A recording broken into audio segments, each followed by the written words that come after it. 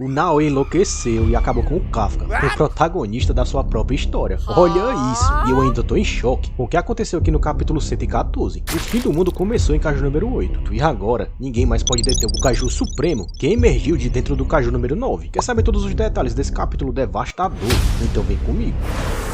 O capítulo começa com o Kaiju número 9 contando um pouco da sua história para o Kafka, ainda naquele genjutsu que ele tinha prendido o nosso protagonista. O vilão fala que no começo achava que era um Kaiju fraco, que se diferenciava dos outros da sua espécie apenas pela inteligência. Por conta disso, ele se escondia dos humanos, saindo apenas para se alimentar de pequenos animais, se tornando assim um ser recluso. Só que um dia, ao se deparar com um caçador na floresta, seu instinto falou mais alto e ele se tornou o caçador, ao invés da caça. Nesse momento, uma coisa interessante aconteceu, porque ao acabar com aquele ser humano facilmente, ele percebeu que não era um ser fraco como imaginava. Afinal, se você é mais forte do que a raça dominante do planeta, logo, você não é tão fraco assim. Só que essa cena revelou um detalhe curioso, e talvez um possível erro no mangá, porque ao encontrar esse caçador, o Kaiju número 9 ainda estava naquela sua versão primária. Só que no capítulo anterior, ele deu a entender que era da mesma época daquele cataclisma de Mereki, ou seja, ali por volta de 1657, que era a época em que os espadachins, como os do clã Roshina, por exemplo, estavam no auge. Só que esse caçador, junto com essa poderosa, meio que contradizem essa informação. Já comenta aí embaixo se você também percebeu essa contradição na origem do vilão. Kaiju número 9 fala que ao descobrir que podia ser mais, podia fazer mais, ele foi tomado por uma curiosidade de saber até onde podia chegar, e passou a explorar o mundo dos humanos, acumulando cada vez mais conhecimento, tipo ET Bilu. O vilão revela que ao andar pelo mundo, teve a sensação de que estava sendo guiado até uma força colossal. O mangá pode até ter dado a entender que esses dois se encontraram por destino, ou que alguma força maior guiou o vilão até o Kaiju primordial, mas na minha opinião, claramente, isso foi um dos seus poderes se manifestando, que é aquele de sentir a presença de outros kaijus, que até aquele momento ainda não tinha se manifestado. O Mega Kaiju de Mereki aparece alocado em uma caverna, como se estivesse se escondendo. Só que aqui não fica muito claro se isso foi antes ou depois daquele cataclisma de Mereki, porque o meu pensamento era que o Kaiju número 9 que tinha inflamado esse bicho a atacar a humanidade, mas parece que não, porque aquele caçador na floresta pode ser a prova de que esse Mega Kaiju dizimou Mereki séculos antes, sem a influência do Kaiju número 9, passando a se esconder desde então naquela caverna, e só depois que ele foi absorvido pelo vilão. Porém, uma coisa não bate, e é o fato do Kaiju número 9 ter dito nos capítulos passados que o Kaiju Parasita tinha grande rancor dele, o que só seria possível se eles tivessem se enfrentado no passado. Mas sobre isso, eu vou trazer uma teoria bem bacana semana que vem aqui no canal, que pode explicar esse imbróglio todo. Por isso, já se inscreve e ativa o sininho para não perder. Na página seguinte, vemos que os Kaijus da terceira onda, que estavam segurando o Reno Ichikawa, param de lutar. Próximo dali, o Iharu, que estava enfrentando outros Kaijus, também percebe o mesmo fenômeno, e acaba passando um rádio para o seu amigo, avisando que isso só podia significar que o Kafka tinha vencido sua batalha contra o Kaiju número 9. Leno fica extremamente feliz com a notícia, mas no campo de batalha do Kaiju número 8, a situação era totalmente oposta, porque a mina fica sem reação quando vê o seu amado sendo acertado no peito pelo Kaiju número 9. Só que como eu falei no vídeo passado, eu não acho que essa cena seja o golpe que tirou a vida do Kafka. Pra mim, o Kaiju número 9 acabou passando seus poderes para o protagonista, como eu expliquei nesse vídeo aqui. Confere aí que você vai entender tudo. Mas o suposto golpe é tão grande que o Kaiju número 9, mesmo de joelhos, levanta o Kaiju número 8 com seus tentáculos. Mina grita o nome do Kafka, enquanto o operador da terceira divisão confirma que o núcleo do Kaiju número 8 tinha sido danificado. E pior, um novo sinal Kaiju tinha aparecido. Nogizaka, o defensor de home office da tropa de defesa, fica sem entender o que tinha acontecido, porque um pouco antes, era o núcleo do Kaiju número 9 que tinha aparecido como danificado. Kenji Itami, o novo diretor da tropa de defesa, diz algo interessante, que aliás, é uma coisa que eu sempre cobrava nos vídeos de Kaiju número 8 aqui do canal, porque ele fala que o grau de fortitude do Mega Kaiju de Mereki não podia ser medido, assim como do Kaiju número 9, depois de absorver o diretor Izao, e a arma número 2 e o Kaiju número 8 no modo Berserk. Mas não deixa de ser como eu imaginava, esses três são muito poderosos, e o autor apenas não quer revelar o grau de fortitude deles para evitar dar spoilers do que pode acontecer na história, ou até estipular um limite de poder para eles. Akira, o líder de operações da primeira divisão, fala que um novo Kaiju estava surgindo, e que ele não era o Kaiju número 9, pois suas leituras eram totalmente diferentes. Kafka perde o controle sobre o Kaiju número 8, e o Kaiju Parasita até tenta se livrar dos tentáculos do seu novo inimigo, mas o bicho é forte demais, e com apenas uma rajada, consegue mandar para longe o braço esquerdo do Kafka. Lembrando que o próprio Kafka revelou antes que ele só podia controlar o modo Berserk do Kaiju número 8 por 1 minuto, e assim que ele atingiu o núcleo do Kaiju número 9, esse tempo acabou. O Kaiju número 8 até consegue escapar dos tentáculos do Kaiju número 9, mas é atingido logo em seguida por uma rajada de energia maciça que abre um rombo em seu peito. Então se o seu núcleo tinha trincado no golpe passado, pode ter certeza que ele foi completamente destruído com esse ataque. Tanto que o nosso protagonista é mandado contra um prédio com um impacto, e apaga depois disso. Ou seja, galera, é o fim do Kaiju número 8, e consequentemente é o fim do Kafka. Kafka pode preparar o caixão, a vela e a coroa de flores, porque eu acho muito difícil dele escapar dessa.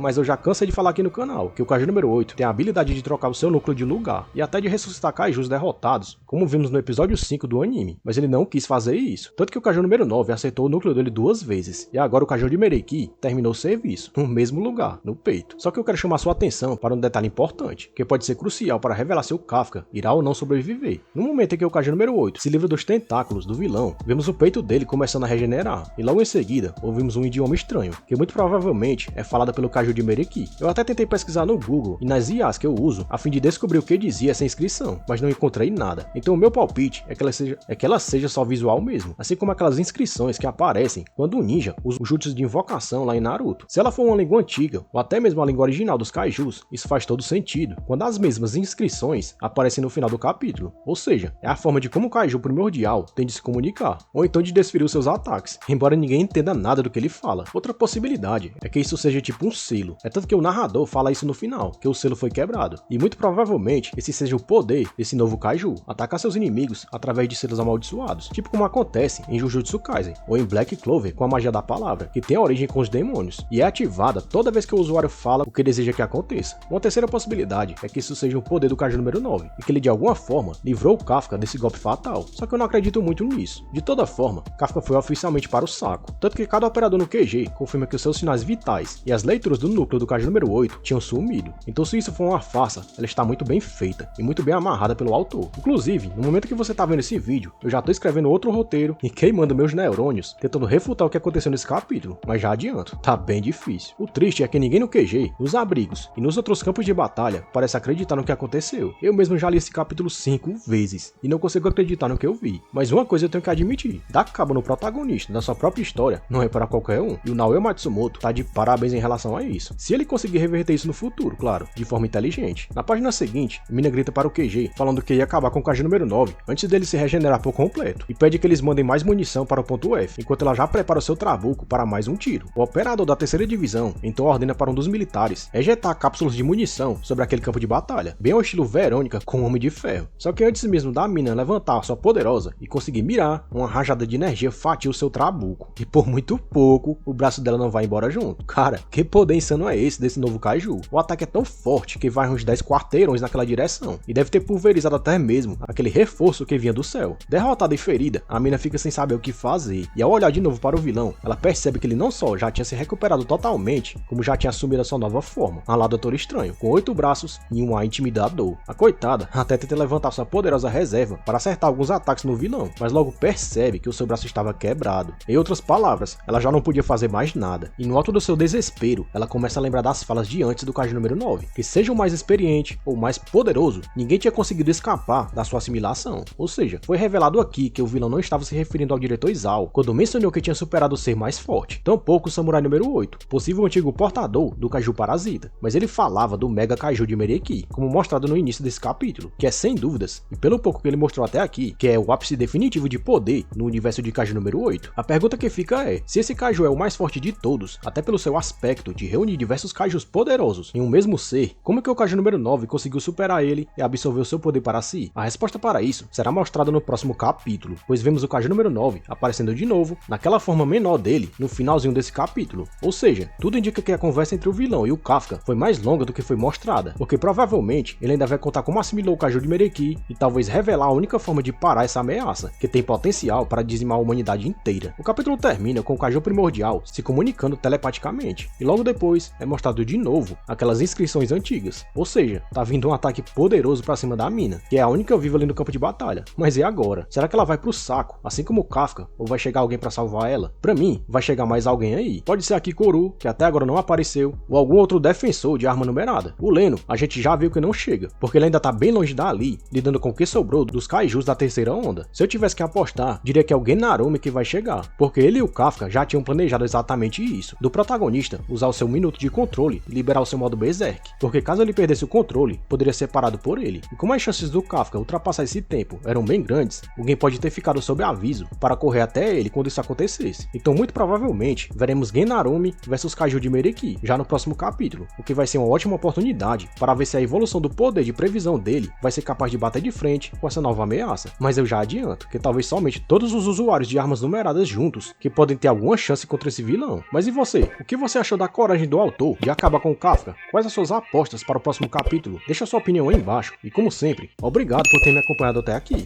Valeu!